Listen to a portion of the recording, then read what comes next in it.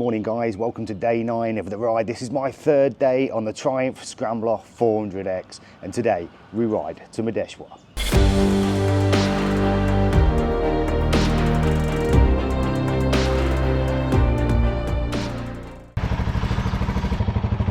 So Alex has just started up the Royal Enfield Himalayan 450.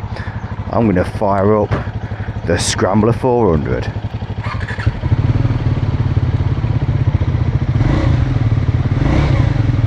And we've got Jimmy here back on the KTM 390 adventure. The traction control keeps kicking in, so we've just gone through some of the settings on the KTM, and to turn them off it's quite complicated really, but we've managed to get them all switched off now so we can have some fun on this bike. Right, we are getting kitted up and getting ready for today's ride. Reset the trip, which is this is the easiest bike to set the trip on. Literally just hold it in for a couple of seconds. Royal Enfields are a little bit more complicated. That's not too bad, it's just a pain to switch the electronics off. And the same for this really. In order to switch the traction control off, you've got to have the engine off or the bike at a standstill. So yeah, we're back in the state of Karnataka. And the bit we're going to ride through today is supposed to be like super beautiful. Alex here that lives in Goa for the last sort of 20 years or so, he was saying that if he could pick any other place in India to live, it'd be where we're going today, Madeshwar. So there was a guy there that was a multi-billionaire. RN Shetty his name is, and we're stopping in one of his hotels, and this guy's made some serious money. Unfortunately he's passed away now. Multi-billionaire, and he's basically put all this money back into this area because that's where he was from. I think he made most of his money from construction and multiple businesses. Everything pretty much around there is RN something, so we're stopping in the RN hotel. There's the RN restaurants and multiple chains of these things in this area. So yeah, I think we're going to have some nice forest roads to go through, some nice twisty roads. So we are off.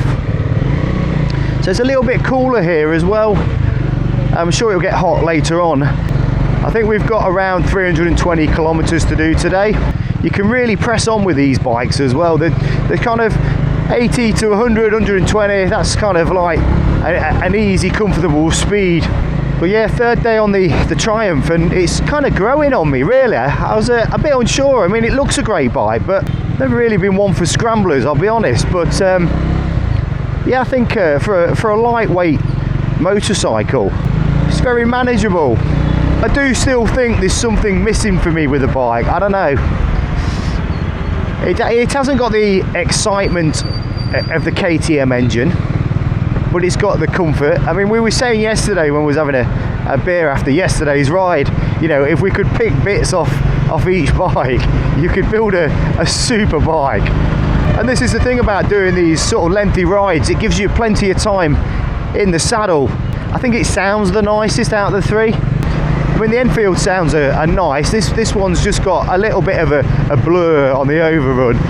And the KTM's got like a raspy sound to it. So the Royal Enfield has spoke wheels, the KTM has spoke wheels. This bike doesn't, has the cast wheels.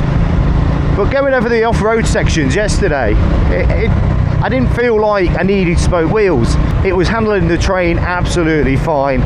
So yeah, I think Triumph's coming at a fantastic entry price on this bike, £5,599. The KTM is £6,599. There's a grand difference in that.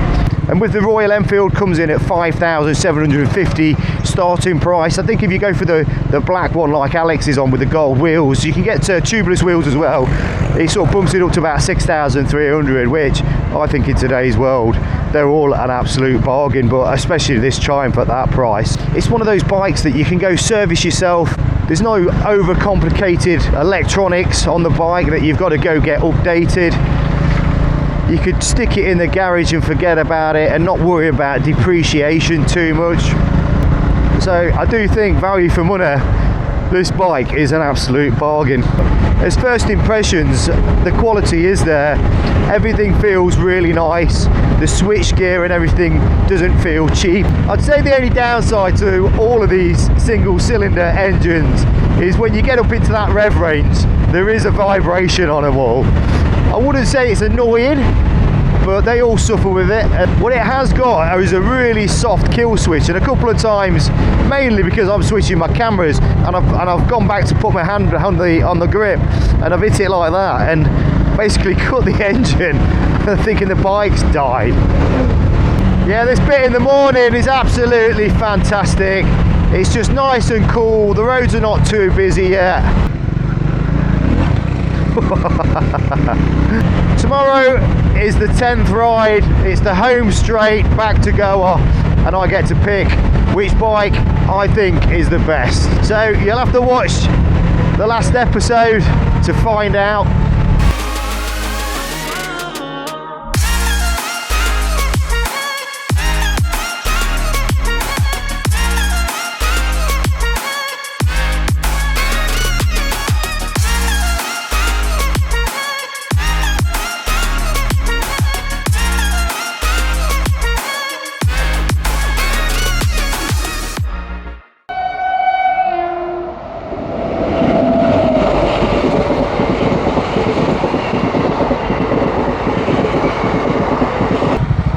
So we're 38 kilometres in, and we just had to wait for the train to go past. So we've just pulled over to get a bit of breakfast and a nice coffee or chai. Yeah, it's starting to warm up now for sure. The roads we've just done have just been absolutely fantastic, and so far I can't fault this little scrambler.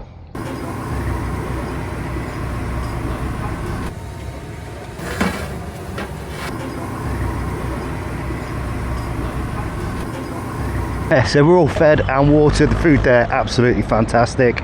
We've just had literally 3 Indian breakfasts and 3 coffees, and it was £1.70. It's cheap as chips. I think when we get back home and back on the old porridge, it's going to seem a little bit boring after these spicy breakfasts. So we've got to try and spin back round again.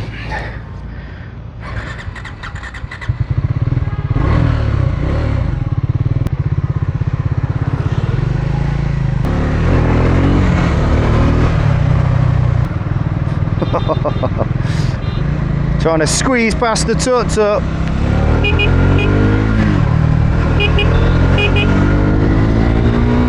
Yeah, and we're through.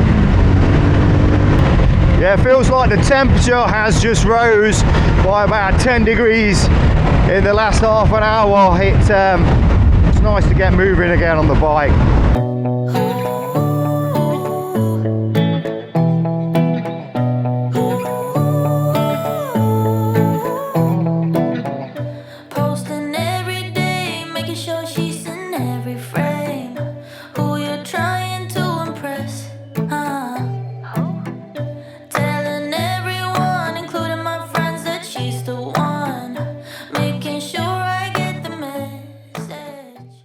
Oh yeah, we've literally just turned onto a new bit of tarmac.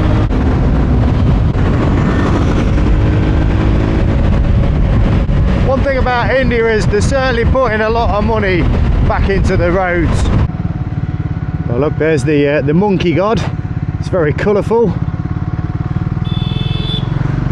We've done 138 kilometres. Just checking the map. God, I could do with a drink.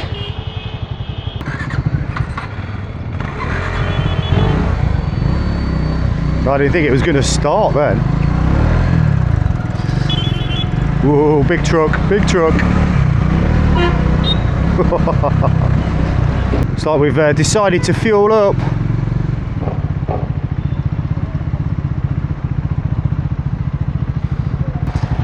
Yeah, I don't know if you can just see in the background there, there's a temple. It looks very much like a birthday cake. Right. We have fueled up, and then we're going down the road the wrong way again. I think we're going to get a drink maybe. Keep them fluids going in. that temperature has risen.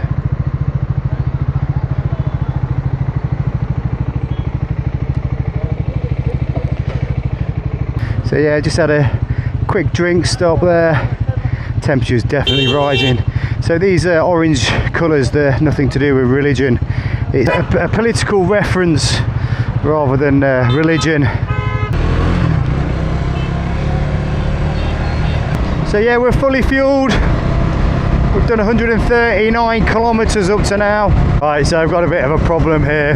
The left side mirror has come loose. When Jamie was riding the bike to start with, the right one came loose, pretty much on day one. And when we had to fix it, the spanners that we used were on the KTM, which he's on now. So at some point, the KTM will have to save the day again with the Triumph, with the correct size spanner for this mirror.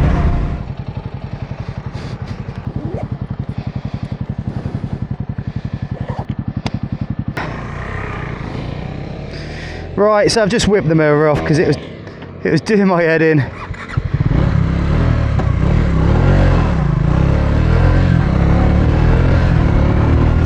I can't have that thing spinning around.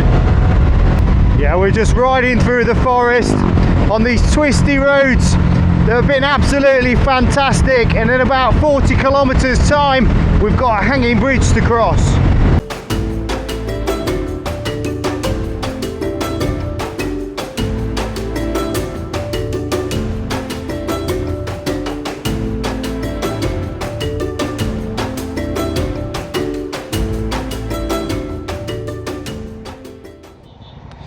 Okay, right, so we're just at the suspension bridge here, and we're just going to go and cross it on the bikes.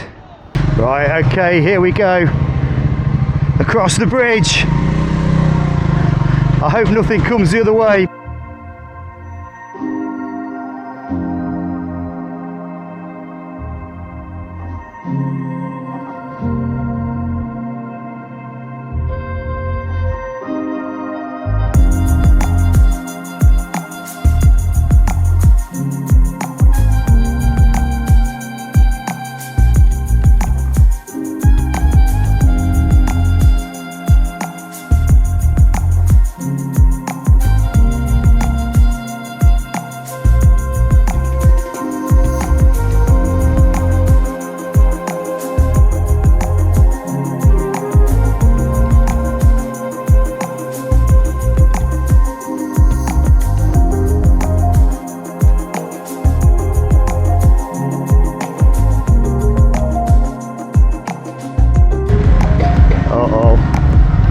Trouble.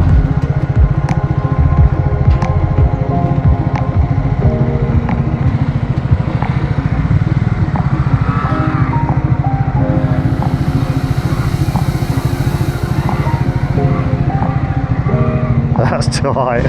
I kind of knew that would happen. There's even a cow coming.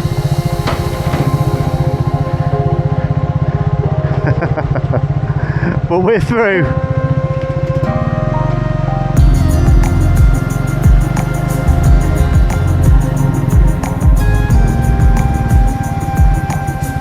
Yeah, we made it.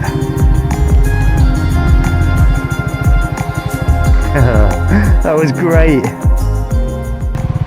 That's the bridge crossed.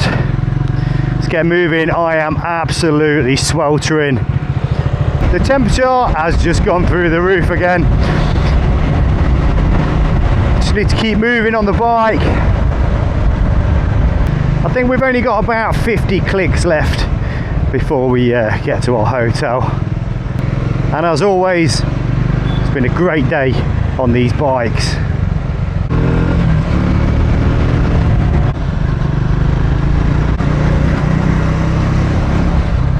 So we are back on the trails, and the Triumph Scrambler is eating the tarmac up. In all fairness, there ain't any tarmac. Whoa! The roads have been absolutely amazing today. I reckon this is probably one of my favourite days road-wise. Well, welcome to Madeshwar. So we are here, done probably 291k at the minute. I've got a feeling that's our hotel, the RNS. And to my left is the second world's largest Shiva.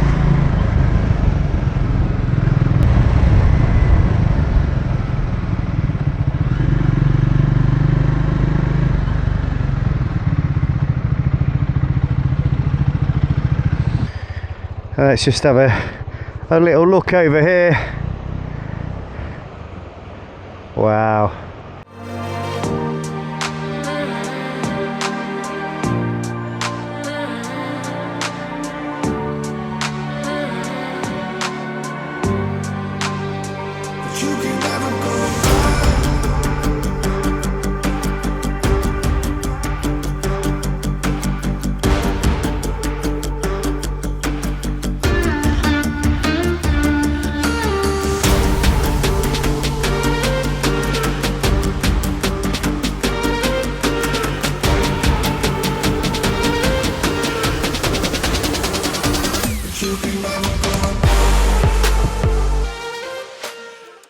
So there you go guys, we have arrived in Madeshwar, home of the second largest Shiva in the world. A beautiful beach there as well and a fantastic hotel behind me. So in the next episode, I'll get to pick which bike I think's the best and ride it back to where we started in Goa.